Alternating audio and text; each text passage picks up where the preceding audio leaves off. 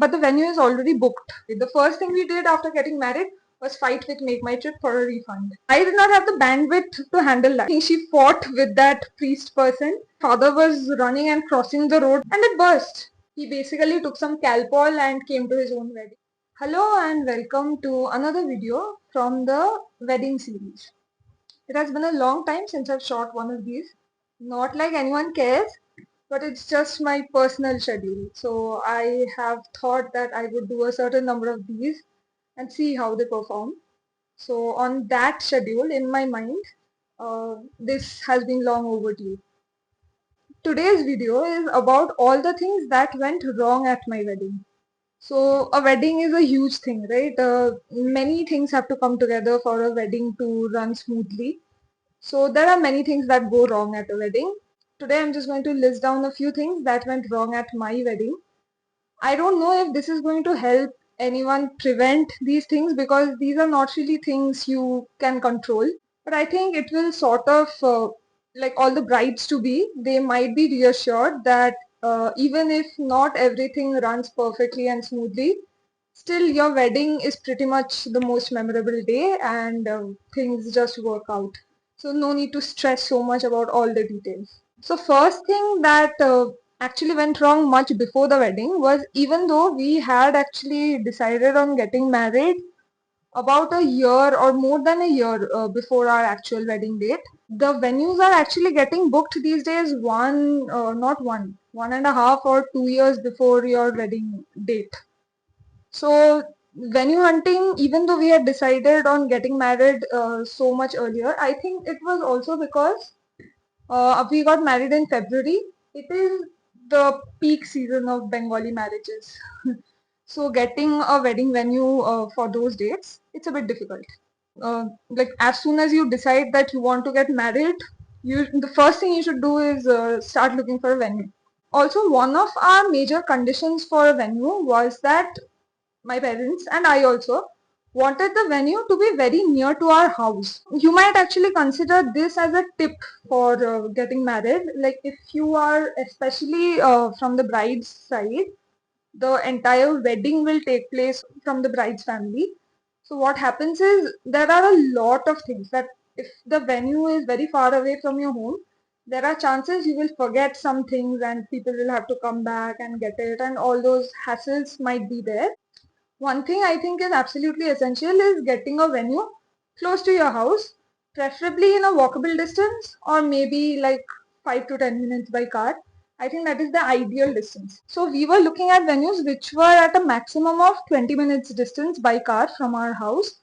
That is also a lot, but still that is manageable. Like a lot of clubs these days, they have venues along with catering. So if you are taking their venue, you also have to take their caterer, no matter how good or bad they are. It's just like a package deal, which was a bit off-putting because without having tasted the caterer's food, you it's just a given that you have to take that caterer's food only.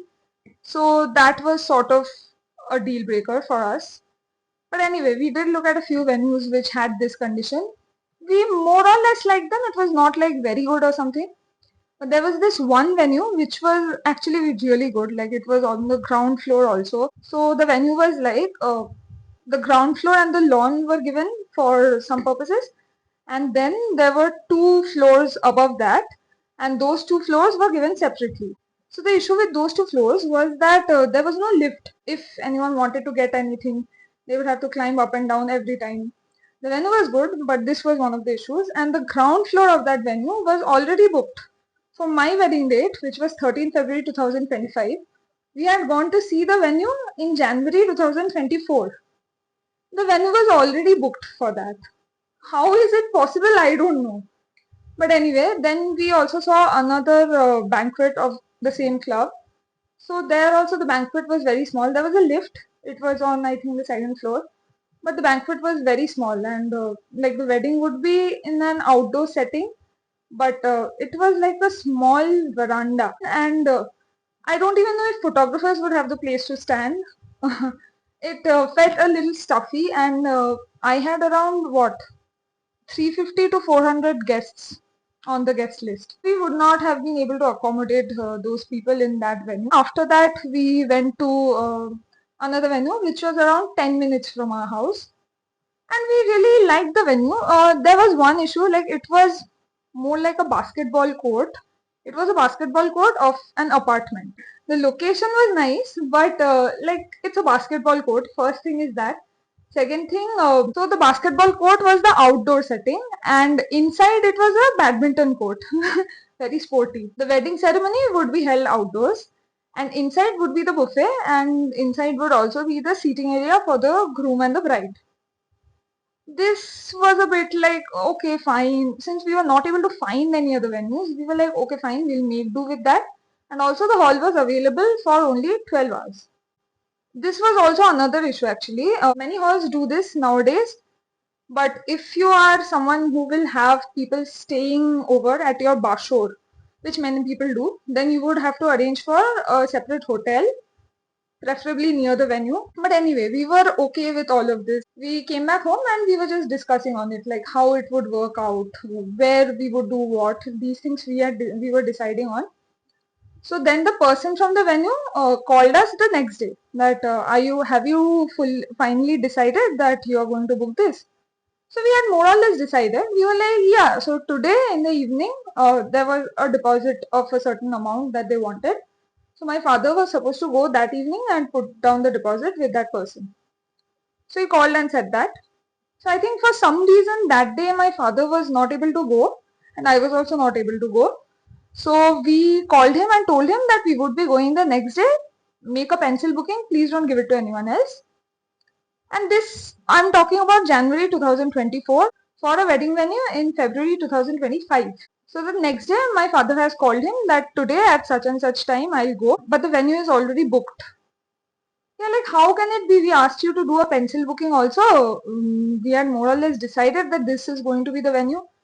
He's like, yeah, so I had done pencil booking for other people as well. They came and paid the money before you. So then again, we had to start the search for a venue.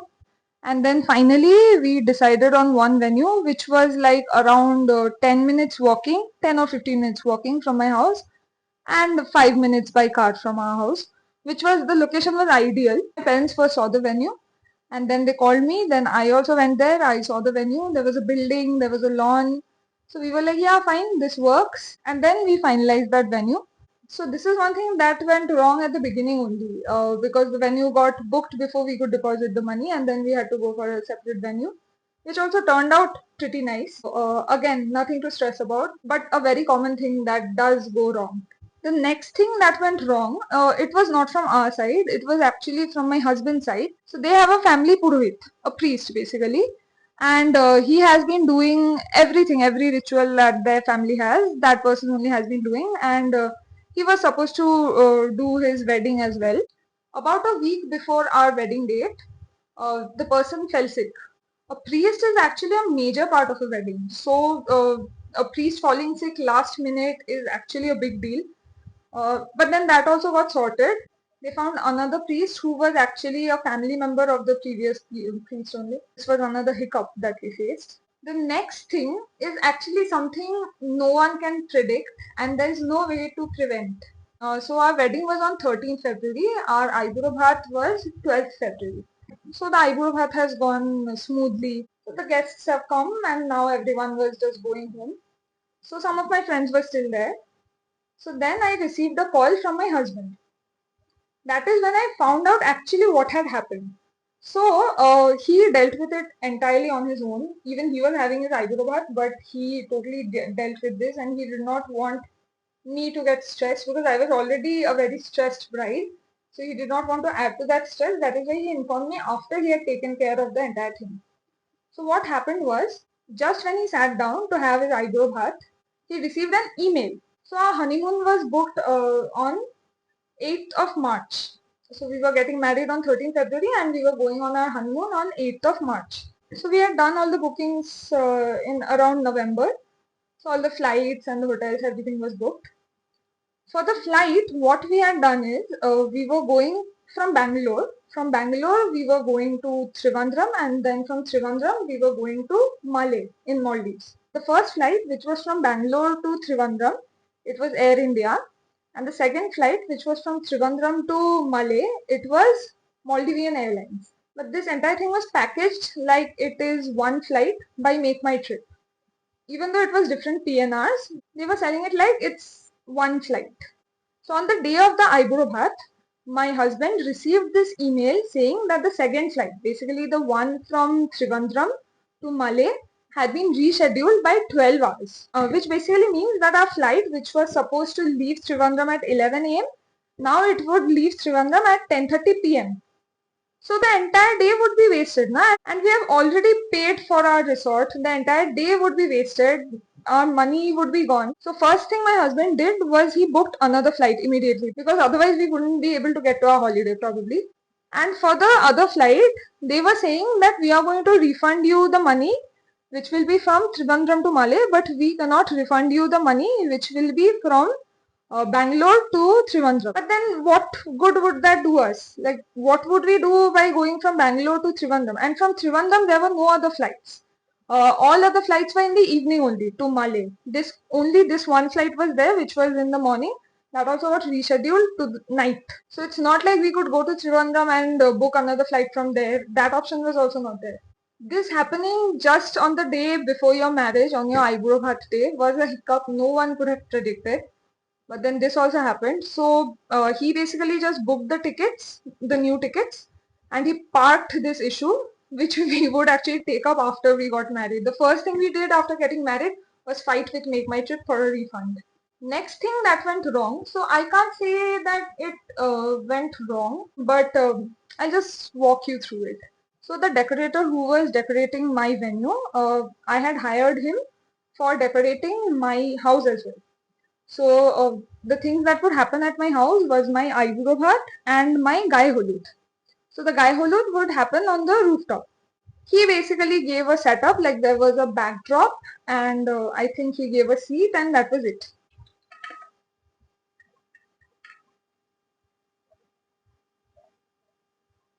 My new favorite thing.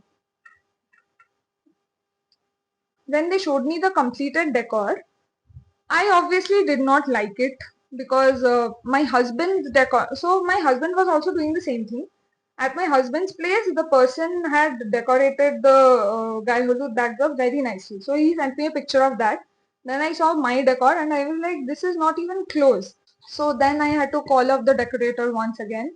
And a friend of mine was there. She came to my house and she also gave me some ideas on how to decorate and what all things I should be telling him. I should be asking him to get a few standees, more flowers. And then he did it. It was pretty decent. On my wedding day, so basically Gai Hulud happens on the wedding day in the morning, right? So I was getting ready and I did my own makeup for my Gai Hulud and everything. Our priest had an assistant, I think. So that person went upstairs and he was supposed to put a few kola gach on the four corners of your seat. You're supposed to put kola gach. So then a friend of mine who was staying over, I just asked her to go and check how the decor was looking like. So she went upstairs and then she came back. She was horrified. He has ruined the entire decor. He has just put four chairs and he has made all the kolagats stand against those chairs. The entire look is ruined. I was like, and this is about an hour or so before my Gai Hulud. And the kolagats he had provided was also like all dried up and very bad. So, but I did not have the bandwidth to handle that. I was doing my makeup, I was getting ready, and my parents were also busy. So no one could go upstairs then come down. So this friend of mine, she actually took care of the entire thing. She went upstairs. I think she fought with that priest person. And then she ensured that the kolagach was also replaced. She made sure to get some nice kolagach with some help from our caretaker uncle as well. So they made the entire thing come together. So when I went upstairs, I obviously did not see all the things that had happened before that. I saw a perfect decor. I couldn't have accounted for this. I thought all things would go smoothly. So something did go wrong, but it also got sorted on its own. I did not even have to interfere. The next thing on the list of things that have gone wrong at my wedding is my wedding makeup. See, now that is a separate video and I will link it somewhere on this screen and you can go and watch that. I'm just going to reiterate my horrible experience with the makeup artist. I'm not going to go into details, but I'm just going to say that whatever expectations I had in my head of how I would look on my wedding day were not met. So having that horrible makeup put me in a great mood. So that is another thing that might go wrong at your wedding. So be very careful while choosing your makeup artist. The next thing was my husband lives actually very far away from where I live and where my venue was. So it was known that it would take him a lot of time to reach the venue. They could not leave exactly on time. They were half an hour late. But on the way, there was obviously they faced a lot of traffic. So what we had thought, again, that was also, I don't know why we had thought that. So we had assumed that the Borjatri would reach by 7 p.m. Again, an overestimation. This was never going to happen. They wouldn't have reached within 7 p.m. anyway. But what we had assumed would be 7 p.m. became 8:15 p.m. After Bor and Borjatri, all of them came in. Everything had to be a bit rushed because our Logno was, I think, till 9 p.m. So the Ashirwad and everything was done in a bit of a rush, and then we had to sit for the wedding by 9 p.m. So that is again another thing. I had planned out this and that in my head, but that is not how things work out practically. And then on a similar note, in my reception, the Kone Jatri was delayed by around 2 hours, I think. But there was like this exceptional jam that day. I don't know why. That specific day, there were lots of vehicles, and the bus that they were coming in, of course, it was a bus, so that means a larger vehicle. It is slower to move. That is also there. But it took them so long to reach the reception venue.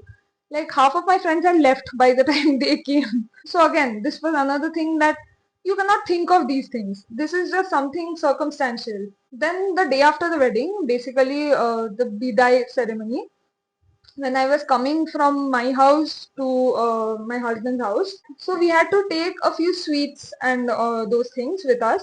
So first of all, we were a little late in starting itself.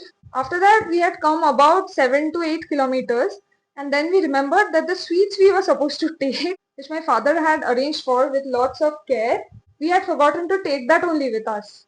So then we had to again return from after traveling that 7-8 kilometers, and we were traveling 30 kilometers to his home. After traveling for 7-8 kilometers, then we again had to turn around, get the sweets, and my father along with my jethu, they were also running. So the moment we remembered that we had forgotten to take the sweets, I think they remembered that we had forgotten to take the sweets. They called us.